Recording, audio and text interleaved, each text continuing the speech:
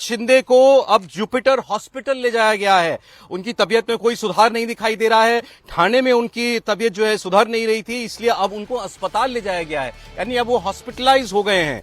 एकनाथ शिंदे को अभी जो आपको खबर हम बता रहे हैं तो जानकारी ये आई है कि जुपिटर हॉस्पिटल उनको ले जाया गया, उनका पूरा हेल्थ एग्जामिनेशन किया जाएगा क्योंकि उनकी तबीयत जो है वो सुधर नहीं रही है। समीर जी, ये तो मामला बिगड़ता जा रहा है।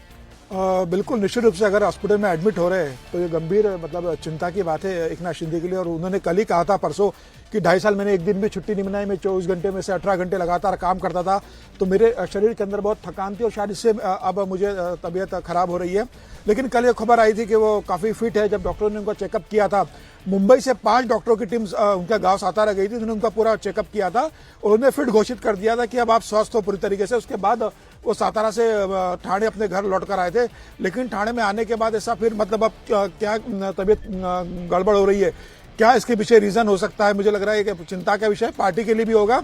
और महाराष्ट्र में जिस तरीके से कल शपथ ग्रहण होने जाने वाला है उसके लिए भी एक चिंता का विषय है कि कल अब जब आता है कि विधायक दल की बैठक होगी, परसों शपथ ग्रहण होगा 5 तारीख को, तो क्या एकनाथ शिंदे उसके पहले ठीक होंगे नहीं होंगे। मुझे लग रहा है अभी उनका आधिकारिक जुपिटर हॉस्पिटल का जब आधिकारिक बयान आएगा उनके स्वास्थ्य को लेके तब मालूम पड़ेगा। लेकिन ये है कि अगर वो अस्पताल में जा रहे हैं, भर्ती हो रहे हैं,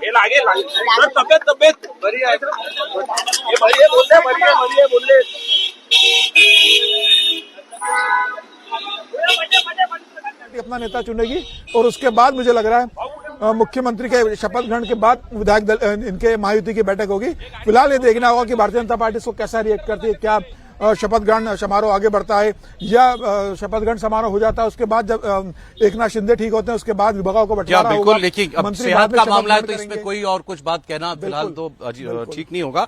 जो खबर आ रही है मैं पढ़ देता हूं जो आया है input. Maharashtra caretaker chief minister Eknath Shinde has been rushed to Jupiter hospital in Thane as his health condition shows no sign of improvement. थाने का ही अस्पताल है ये Jupiter hospital. Doctors have advised the full examination of his health.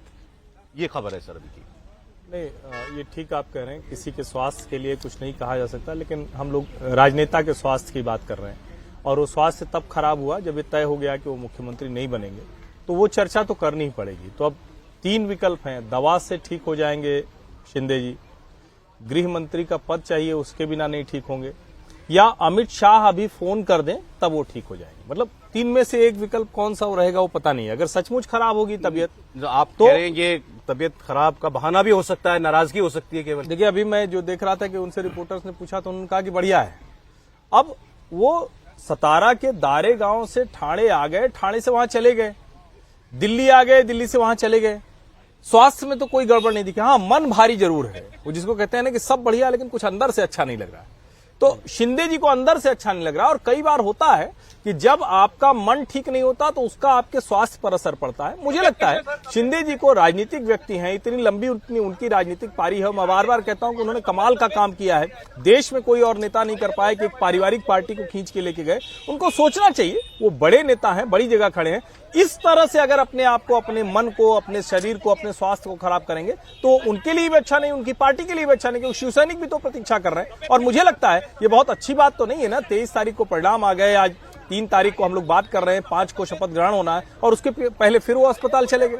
तो अगर सचमुच गड़बड़ है तब तो जल्दी से जल्दी स्वस्थ हो, लेकिन मन की वजह से गड़बड़ है तो कोई दवा नहीं ठीक कर पाएगी, उनको स्वयं ठीक होना पड़ेगा। अब ये तो डॉक्टर ही बता सकता है कि क्या तकलीफ ऐसी उनको हुई। ये बात सही है कि वो जब सतारा में भी बोल रहे थे तो लग तो रहा था कुछ कोल्ड जैसा, कुछ ऐसा जुकाम जैसा कुछ लग रहा था, मतलब उनके बोलने से पता चलता है। मौसम बदल रहा है, स्वास्थ्य कह दिया था। 4 डॉक्टर मुंबई से गए थे, उन्होंने कहा था फिट हो पूरे।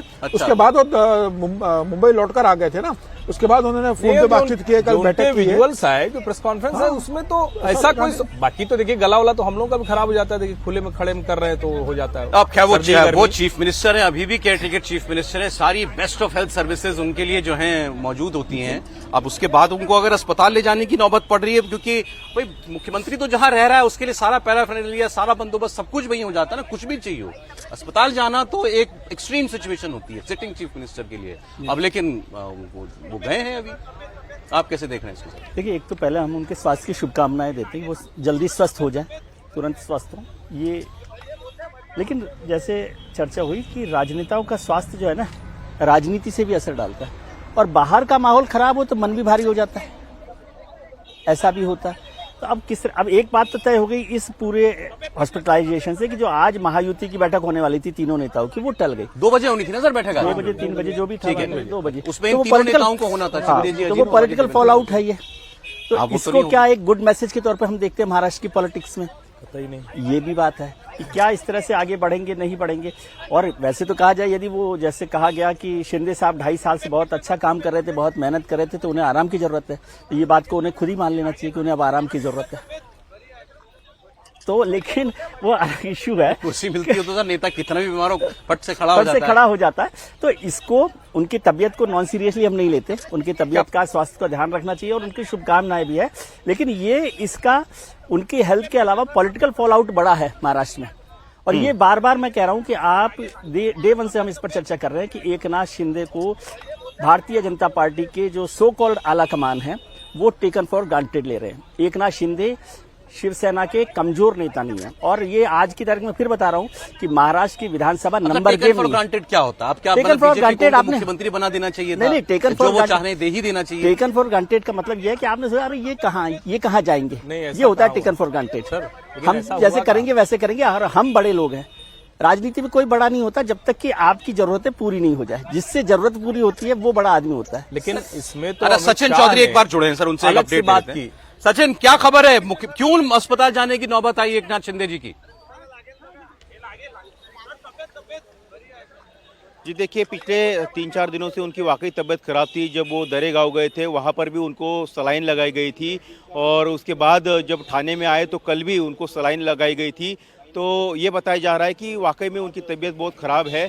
इसके कारण जो है उसमें देरी हो रही है और वो बात नहीं कर पा रहे थे किसी से, जो नेता उनको मिलने के लिए गए थे। हालांकि कल गिरीश महाजन से उन्होंने 1.25 घंटे बात ज़रूर की है, लेकिन केसरकर भी वहाँ पर गए थे दरेगांव में मिलने के लिए, लेकिन वो भी उनसे नहीं मिले थे। उसके बाद उन्होंने प्रेस कॉन्फ्रेंस की और वो सीधे मुंबई आए थे और मुंबई आने के बाद वो आराम ही कर रहे थे। लेकिन कल कुछ नेता उनसे ज़रूर मिले थे, लेकिन फिर ये बताया जाता है कि जिस तरह से उन्हें सर्दी जुकाम और थकान बहुत ज़्यादा है, इसलिए 2-3 दिन से उनको लगातार सलाइन जो है चढ़ाई जा रही है और डॉक्टर ने उन्हें आराम करने की सलाह भी दी है।